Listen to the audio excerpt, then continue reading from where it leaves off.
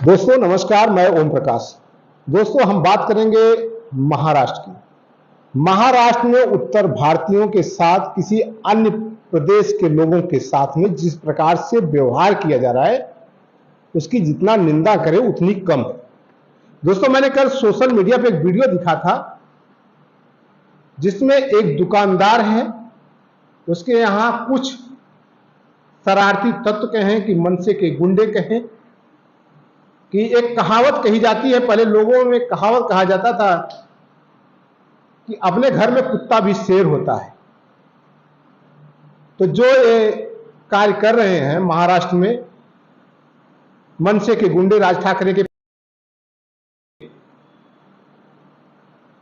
मैं उनसे कहना चाहता हूं कि आप आपस के भाईचारे को खत्म ना करें। आप छोटी सी प्रॉपर्टी नाम रोशन करने के लिए ऐसा काम ना करें।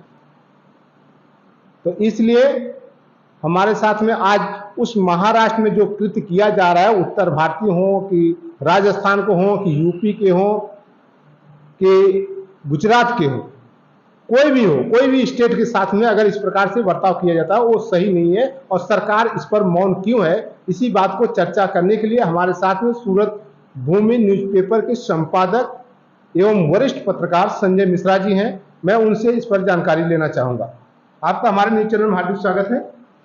बहुत बहुत धन्यवाद आपको और आपके श्रोतागण को। जो महाराष्ट्र में घटना घट रही है, हाँ, आपको क्या लगता है इसमें उत्तर भारतीय हो या राजस्थान को हो, किसी भी स्टेट का हो, जिस प्रकार से उसे पूछ के मारा जाता है कि आप मराठी नहीं बोलेंगे तो मार खाएंगे, ये कितना सही है? देखिए, मुझे तो ऐसा लगता है ना कि ये घटना घट नहीं रही है, ये घटना घटाई जा रही है। कोई भी एक व्यक्ति अपनी पार्टी को हाईलाइट करने के लिए, ऊपर लेकर के जाने के लिए, महाराष्ट्र में अपनी छवि अच्छी पैदा करने के लिए, जैसे बहुत पहले आप वर्षों पहले सुने होंगे, बहुत पहले शिवसेना के प्रमुख श्री बाला साहेब ठाकरे जी ने आवाज लगाया था कि आमची मुंबई, हाँ, यानी मुंबई हमारी है। ऐसा नहीं है कि सारी मुंबई या सारा महाराष्ट्र उनका है।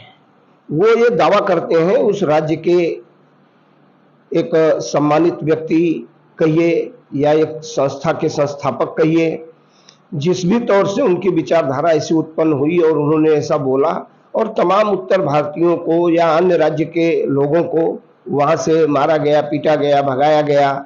लेकिन ये आप गौर करिए, ये हादसे जो है महाराष्ट्र में, जो भी हादसा ये सब बन रहा है, ये गरीबों के साथ बन रहा है, छोटे छोटे दुकानदारों के साथ, रिक्शा वालों के साथ, लारी गल्ला वालों के साथ। ऐसे गरीबों के ऊपर ये अत्याचार किया जाता है। मैं बोलता हूं उसी महाराष्ट्र में बहुत दिन से रहने वाले बड़े बड़े माफिया भी हैं, बड़े बड़े नेता भी हैं, उत्तर भारतीय भी हैं, राजस्थानी भी हैं, गुजराती भी हैं, महाराष्ट्र में ही हैं। उनको बोलिए कि उन लोगों को मार करके पहले भगा दें, अगर भगाना है तो। जहां तक प्रांतवाद का सवाल है और जहां तक बात उठती है भाषा की, तो जो भी व्यक्ति छोटा मोटा धंधा करने वाला है, वो अगर गुजरात से महाराष्ट्र गया, यूपी से महाराष्ट्र गया, बिहार से महाराष्ट्र गया, या महाराष्ट्र ही नहीं, मैं बोलता हूं भारत के किसी भी अन्य राज्य में अगर दूसरे राज्य के लोग जाकर के रहते हैं, तो ये जरूरी नहीं है कि पहले वो उस राज्य की भाषा सीखेंगे।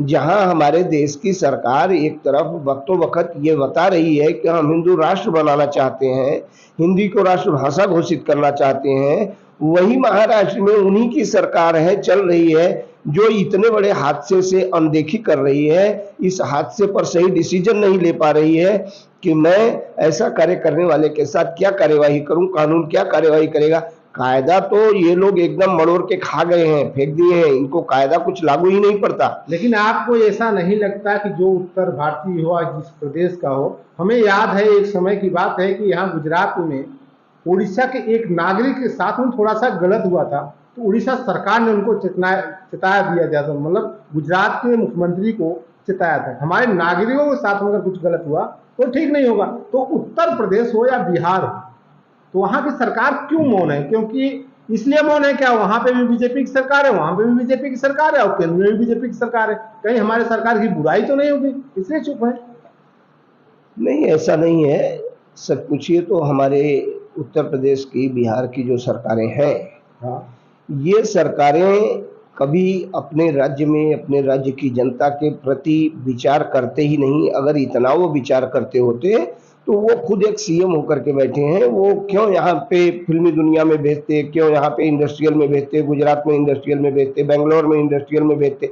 हर जगह पे ही उत्तर प्रदेश और बिहार के लोग ही गए हैं। अधिक से अधिक लोगों को आप देखोगे तो उत्तर प्रदेश और बिहार से ही लोग हर जगह जा करके चाहे नौकरी करते हो चाहे धंधा करते हो, अगर कुछ न कुछ करते हैं। अगर वहां पे जाते हैं उत्तर बिहार के, चाहे जो भी सरकार हो, मैं किसी सरकार एक की बात नहीं कर रहा हूँ, चाहे आज भाजपा की सरकार है, कल किसी और की सरकार रही होगी, तो क्या सरकार की जवाबदारी नहीं बनती कि अपने नागरिकों की सुरक्षा? 100% सरकार की जवाबदारी बनती है और सरकार के लिए पूरे देश की जनता एक समान होती है। और जिस प्रकार से ये यहाँ पे बहसबाजी कर रहे हैं, जिस प्रकार से हिंदी भाषा को बोलने पे गुंडागर्दी कर रहे हैं, अगर इसी प्रकार से सभी जगह पे होने लगे तो क्या हिंदुस्तान रहेगा या वो उसको बिखारने का काम करेंगे? नहीं, देखिए, घर घर में भाई भाई में भी बंटवारा होता है, लोग अलग होते हैं, लेकिन किसी का आवागमन, रहन सहन और काम करने की प्रक्रिया को बंद नहीं किया जाता है। हम 2 भाई 3 भाई हैं तो हो सकता है कल अलग हो जाएंगे, सब लोग अपना अपना अलग विचार अलग हो सकते हैं, लेकिन हमारे राज्य उत्तर प्रदेश की सरकार जो है वो इस मायने में जरा भी विचार नहीं करती कि अगर कुछ कार्य हम हमारे यहाँ चालू कर दें तो शायद उत्तर प्रदेश बिहार के लोगों को बाहर जाकर के रोजी रोटी के लिए जाने की जरूरत नहीं पड़ेगी। और ऐसे दलील भी होना नहीं पड़ेगा। जलील तो हो ही रहे हैं ना। आज के डेट में इनका देखो कितना गलत ढंग से इनके नाम का एक्सपोज किया जाता है। बंगाल से भैया बोला गया और महाराष्ट्र तक भैया चला आया, बिहारी बोला गया, बिहारी चला आया। अरे भाई, क्या है, आप अपने भाषा को किस संतुलन से पेश करते हो समाज में, कम से कम उसका तो ध्यान दो। लेकिन एक चीज और था, अभी एक बीच में वीडियो मैंने वायरल देखा था सोशल मीडिया पे, एक महिला पूछ रही थी कि कहाँ से हो, उसने बताया बिहार से, तो बोला आप बिहार सरकार से सवाल क्यों नहीं करते हो, आपको रोजगार वहाँ क्यों नहीं मिलता, क्यों यहाँ आते हो? तो उसकी भी बात एक हिसाब से ऐसा माना जाए तो सही है, अगर सरकारें रोजगार अपने प्रदेश में देती तो हमको बाहर जाने की जरूरत नहीं पड़ती। नहीं, ठीक है, वो महिला को भी नॉलेज नहीं है इस बात का कि हर व्यक्ति राज्य का सवाल करने नहीं जाता है।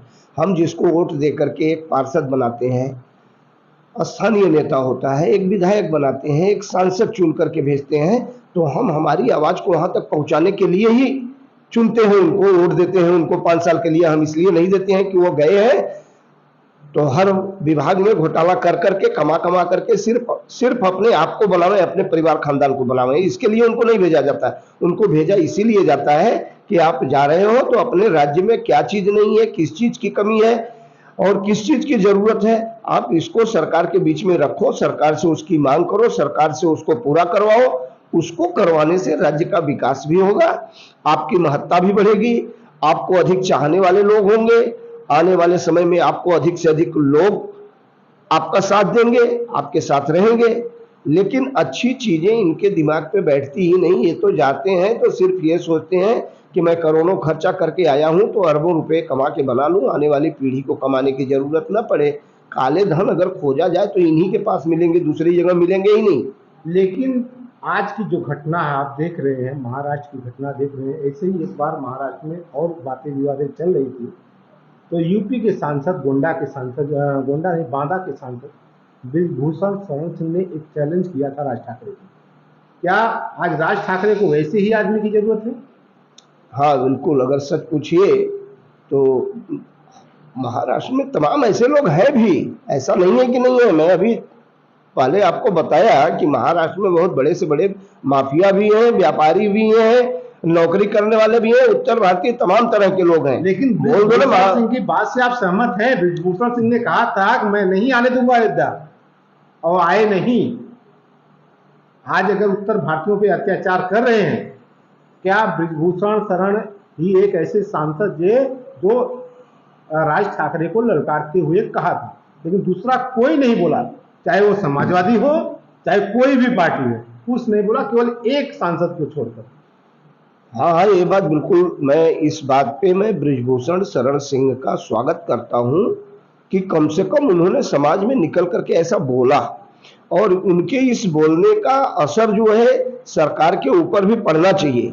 लेकिन सरकार हमारे देश की इतनी गूंगी बहरी अंधी है कि किसी का बोला हुआ सुनाई नहीं देता है, किसी का किया हुआ बुरा कृत्य उसको दिखाई नहीं देता है, और न तो वो खुद बोलने योग्य है, क्योंकि ऐसा लगता है कि बोलने की क्षमता ही उसके अंदर नहीं है। जब कोई उसको समझाता है, बताता है, तभी वो बोल पाती है, नहीं तो बोल ही नहीं पाती सरकार, ऐसी हो गई है। देखिए, हमारे साथ में वरिष्ठ पत्रकार और सूरत भूमि दैनिक अखबार के संपादक हैं संजय मिश्रा जी।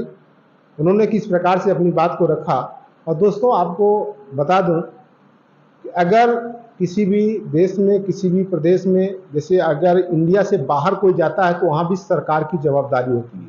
अगर राज्य से कोई दूसरे राज्य में जाता है तो वहाँ भी सरकार की जवाबदारी होती है। लेकिन जो अभी वरिष्ठ पत्रकार मिश्रा जी ने कहा कि हमारी सरकार अंधी, बहरी, गूंगी हो गई है, लगता ऐसे ही है, क्योंकि सरकार इस पर एक